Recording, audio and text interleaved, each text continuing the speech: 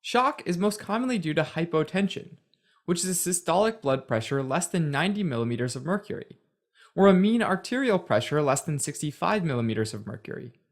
And that leads to inadequate tissue perfusion and injury to various organ systems, like the brain, heart, kidneys, and liver. If left untreated, shock can cause irreversible multi-organ failure and death. Shock can be thought of as the following equation.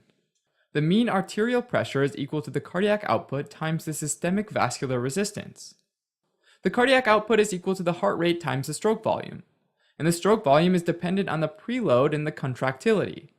So the causes of shock can either be due to a decline in the cardiac output or the systemic vascular resistance. When one parameter decreases, normally the other increases to try to compensate. A decrease in the cardiac output can be due to decreased preload, decreased contractility, or a heart rate that's too fast or too slow. Decreased preload can be due to extracellular fluid volume depletion, like from diarrhea, excessive diuresis, dehydration, or hemorrhage. These are all causes of hypovolemic shock. Preload can also decrease if there's something obstructing the entry of blood into or out of a cardiac chamber, and this is called obstructive shock. For example, tension pneumothorax and pericardial tamponade can compress the inferior vena cava, obstructing blood flow to the right ventricle, and decreasing the cardiac output. A massive pulmonary embolism can obstruct blood from circulating through the pulmonary vessels and getting to the left ventricle. Cardiogenic shock is when the decrease in cardiac output is secondary to a decrease in contractility, like with congestive heart failure, myocardial infarction, myocardial contusion, or due to dysrhythmias. Alright, on the other hand of the equation, we have things that decrease the systemic vascular resistance, or in other words, result in peripheral vasodilation. These include anaphylactic, septic, and neurogenic shock, as well as certain disease states like acute adrenal insufficiency. Alright, the approach to an individual with suspected shock starts with the ABCs: airway, breathing, and circulation. The goal here is to detect life-threatening emergencies and address them immediately. The airway is evaluated for patency, and the easiest way to do this is to ask the individual to speak to you. A clear, coherent voice usually means that they can protect their own airway. If the individual is not breathing, or is unconscious with a Glasgow Coma Scale, or GSC less than 8, then endotracheal intubation and mechanical ventilation is performed. Also, signs like lip and tongue swelling or inspiratory stridors suggest anaphylactic shock. As for breathing, ventilation and oxygenation are assessed. For example, hypoxemia, decreased air entry, hyperresonance on percussion, and tracheal deviation to the opposite side might be seen in a tension pneumothorax. In such a case, immediate needle decompression is performed by inserting a needle in the second intercostal space on the affected side, which alleviates the compression of the inferior vena cava. Alright, as for the circulation, IV access should be obtained by inserting 2 large-bore peripheral intravenous lines. If it's difficult to obtain intravenous access, like for someone with hypovolemic shock, then an intraosseous line should be inserted. Central venous access, like an internal jugular, subclavian, or femoral vein lines, should be obtained if blood products or prolonged infusions of vasopressors are to be given. However, resuscitation should not be delayed simply because central venous access is not available. A small bolus of IV crystalloid fluid might be given initially as a fluid challenge, which assesses the person's response to fluids. Parameters like the mean arterial blood pressure or the urine output might be used to assess responsiveness. For example, hypovolemic and septic shock usually respond well to fluids, whereas cardiogenic and obstructive shock do not. Alright, now the vital signs offer more clues. Fever or hypothermia can happen in septic shock, although they're not always present. Shock caused by decreased cardiac output usually leads to a narrow pulse pressure, like a pressure of 70/60, for example. On the other hand, shock caused by a decreased systemic vascular resistance usually manifests as a wide pulse pressure, like a pressure of 100/30. It's also important to know a person's baseline blood pressure. For example, a blood pressure of 110/80 is actually low for someone with uncontrolled hypertension who has a baseline of 180/120. A recently studied parameter is the shock index, which is the heart rate divided by the systolic blood pressure. A shock index greater than 0.8 usually indicates shock, and the higher the number, the worse the shock.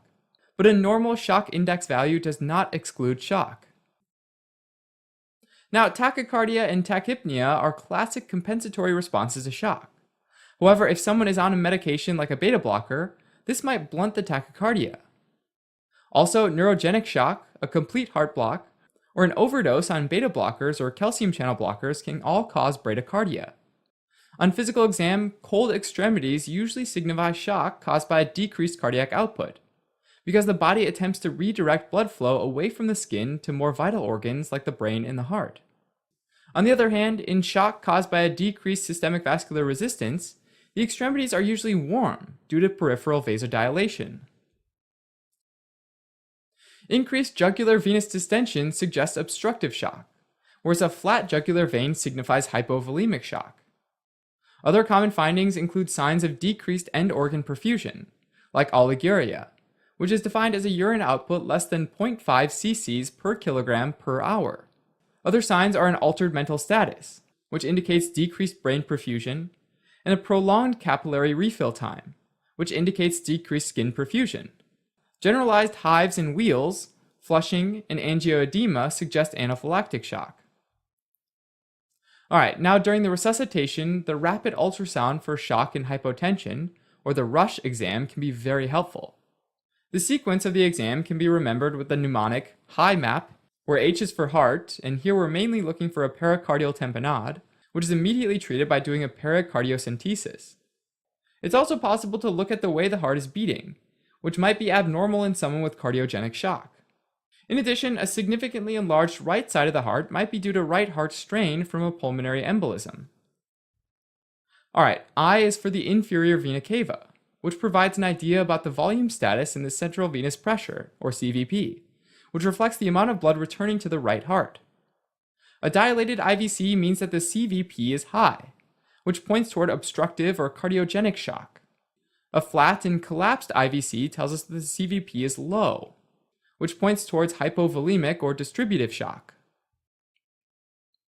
M is for Morrison's pouch, or the hepatorenal recess, which is where fluid or blood can collect in the setting of trauma. We also look for free fluid in the splenorenal recess and in the pelvis. Any signs of trauma might mean needing to go directly to surgery for exploration. The A is for the aorta, where we measure the aortic diameter, looking for any signs of an aortic aneurysm. It's crucial that we look at the entire aorta, beginning from the xiphoid process all the way down to the abdomen until you see the aorta bifurcate into the common iliacs, which is usually just under the umbilicus.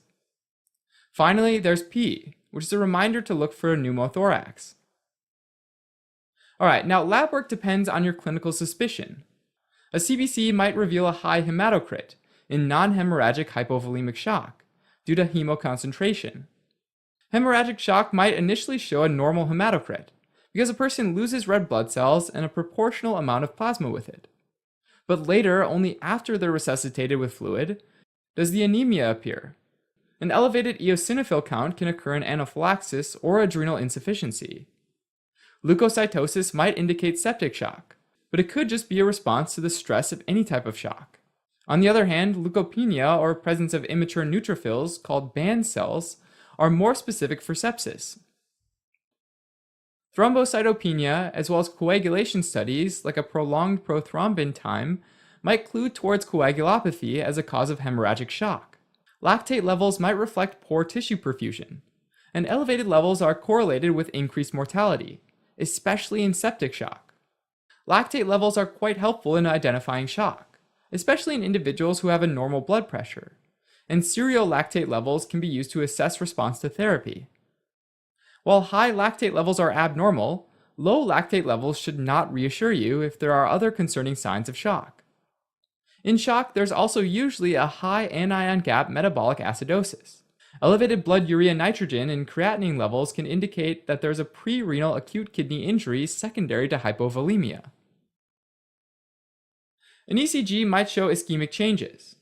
Electrical alternans, which is alternating amplitudes of a QRS complex, a sign of pericardial effusion, or even signs of right ventricular strain to pulmonary embolism, like an S1Q3T3 pattern.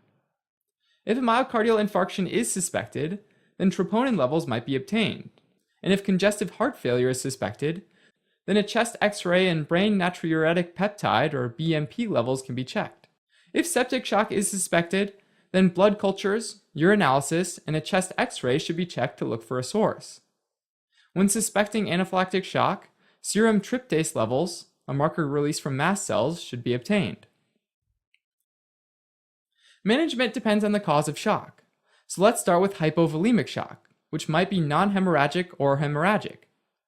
Non-hemorrhagic hypovolemic shock might result from gastrointestinal losses like vomiting or diarrhea, renal losses like excessive diuresis in diabetic ketoacidosis or diabetes insipidus, excessive sweating like in hyperthermia or hyperthyroidism, or third spacing. Third spacing includes anything that causes intravascular fluid to shift into the interstitial or intracellular space, like burns, intestinal obstruction, or acute pancreatitis. In addition to the manifestations of shock, other clues include signs of dehydration, like dry mucous membranes and decreased skin turgor.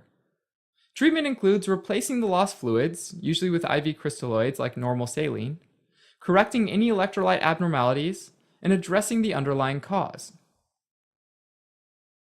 Hemorrhagic shock usually results from a trauma, and can be obvious, like bleeding from the scalp or a long bone fracture, or it could be occult, like intraperitoneal or retroperitoneal bleeding. It can also be non-traumatic, like with gastrointestinal or genitourinary bleeding, or a ruptured ectopic pregnancy.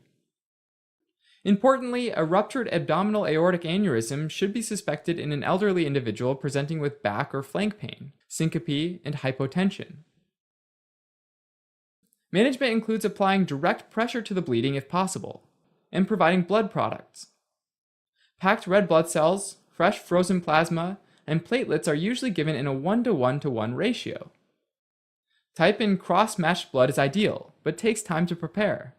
Therefore, type O negative blood can be given if needed immediately. Counterintuitively, it's best to avoid giving too much IV crystalloid fluid if possible, because it might dilute clotting factors in the blood, potentially worsening the hemorrhage. If they're bleeding, give them blood. Finally, if surgery is necessary, then getting them to the operating room is the priority. Alright, when it comes to obstructive shock, attention pneumothorax and pericardial tamponade are managed by a needle decompression or a pericardiocentesis. Another cause is a pulmonary embolism, and the diagnosis is made with a CT angiogram of the chest. Anticoagulation is provided with low molecular weight or unfractionated heparin followed by warfarin. When a PE is massive enough to result in shock, thrombolytics like TPA are indicated. In cardiogenic shock, the weak heart needs some temporary support, and the two main forms are inotropic support and mechanical support. Inotropic medications like dobutamine, a beta-1 receptor agonist, or milrinone, a phosphodiesterase inhibitor, act to improve cardiac contractility. There are also mechanical support devices that can be used. For example, an intra-aortic balloon pump, or IABP, is a balloon device inserted percutaneously and advances up to the aorta. The device synchronizes with the cardiac cycle. It inflates during early diastole, which increases diastolic coronary blood flow, and then it deflates during systole, reducing the afterload and dramatically improving cardiac output. But because IABPs sit within the vasculature, they increase the risk of thrombosis, and therefore individuals need to be anticoagulated with medications like heparin. Alright, now if a myocardial infarction is the cause of cardiogenic shock, then the individual is taken to the catheterization lab to identify and revascularize the occluded vessel using coronary angiography and percutaneous coronary intervention, or PCI. In a myocardial infarction that causes cardiogenic shock, thrombolytics typically don't work, because there isn't enough circulation to actually get adequate amounts of the thrombolytic to the coronary vessels. Finally, if the cause is a tachyarrhythmia, then the usual treatment is cardioversion or defibrillation. And if it's a bradyarrhythmia, then atropine is usually given and cardiac pacing is done. Alright, on to distributive shock. When sepsis is suspected, management starts by obtaining blood cultures and giving empiric antibiotics and IV fluids, ideally within the first hour of presentation. A preferred regimen includes vancomycin plus a second antibiotic like a third-generation cephalosporin or piperacillin tazobactam or a carbapenem. IV crystalloid fluid should be given within the first 3 hours at a rate of 30 milliliters per kilogram. Now, if despite adequate fluid resuscitation, vasopressors are required to maintain the mean arterial pressure above 65 millimeters of mercury, and the lactate level is greater than 2 millimoles per liter, then it's considered septic shock. Norepinephrine is the preferred first-line vasopressor, and if it fails to maintain the blood pressure alone, then vasopressin is added. Other options include epinephrine and phenylephrine. If the individual fails to respond to 2 or more vasopressors, then glucocorticoids like IV hydrocortisone and inotropic agents should be considered. Anaphylaxis is an acute, life-threatening syndrome caused by IgE-mediated release of vasoactive mediators, like histamine and bradykinin from mast cells and basophils in response to various allergens. Some triggers like opioid medications can induce release of mediators in a non-IgE dependent fashion, and this would be called an anaphylactoid reaction. There are 3 potential presentations that should raise your concerns for anaphylaxis.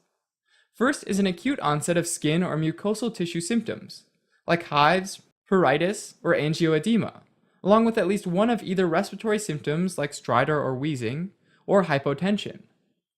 The second presentation is presence of 2 of the following after exposure to a likely allergen: skin and mucosal symptoms, respiratory symptoms, hypotension, and gastrointestinal symptoms like crampy abdominal pain, vomiting, or diarrhea. The third presentation is simply hypotension after exposure to a known allergen, like an insect bite. As soon as anaphylaxis is suspected, the first and most important thing to do is inject 0.3 to 0.5 milligrams of 1 in 1,000 epinephrine intramuscularly, which means 1 gram of epinephrine diluted in 1,000 milliliters, or in other words, 0.01%. In a standard 1 in 1,000 vial of epinephrine, there's 1 milligram of epinephrine per 1 milliliter. Sometimes this dose needs to be repeated. This is crucial to differentiate from the 1 in 10,000 epinephrine used in cardiac arrest. The IV route is an alternative, but there's a risk of dosing error, which can cause ventricular arrhythmias, and therefore the intramuscular route is preferred.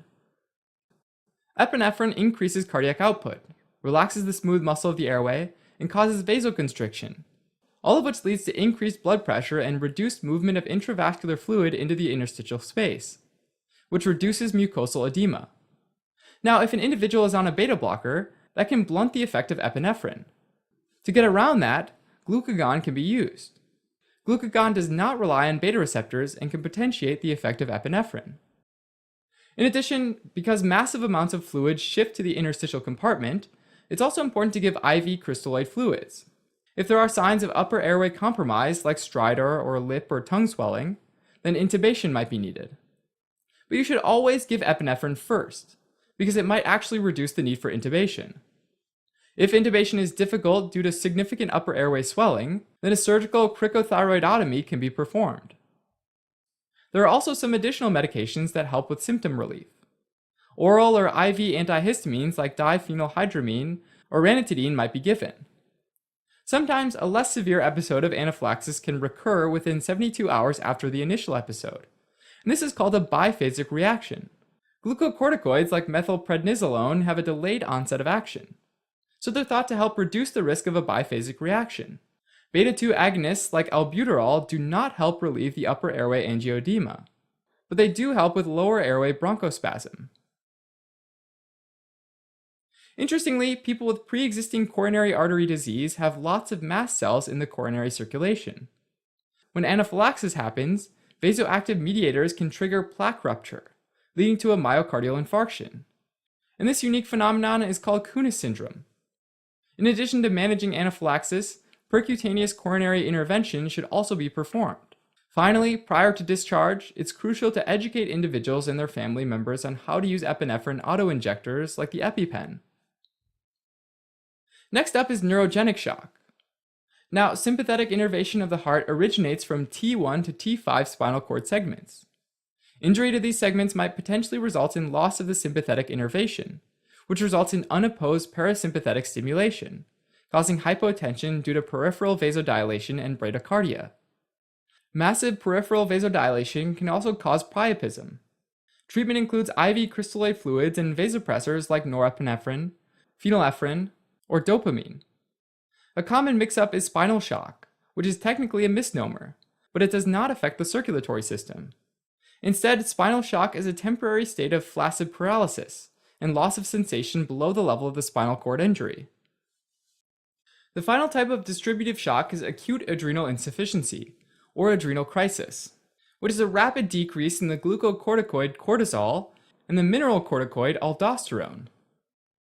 This is classically caused by sudden cessation of chronic exogenous glucocorticoids, like someone with asthma or COPD, or failure to increase the dose during times of stress, like infection or surgery. Individuals develop hypotension refractory to fluids and vasopressors, altered mental status, and even abdominal pain. Lab work shows hyponatremia, hyperkalemia, hypoglycemia, and non-anion gap metabolic acidosis. A CBC might show eosinophilia on the differential.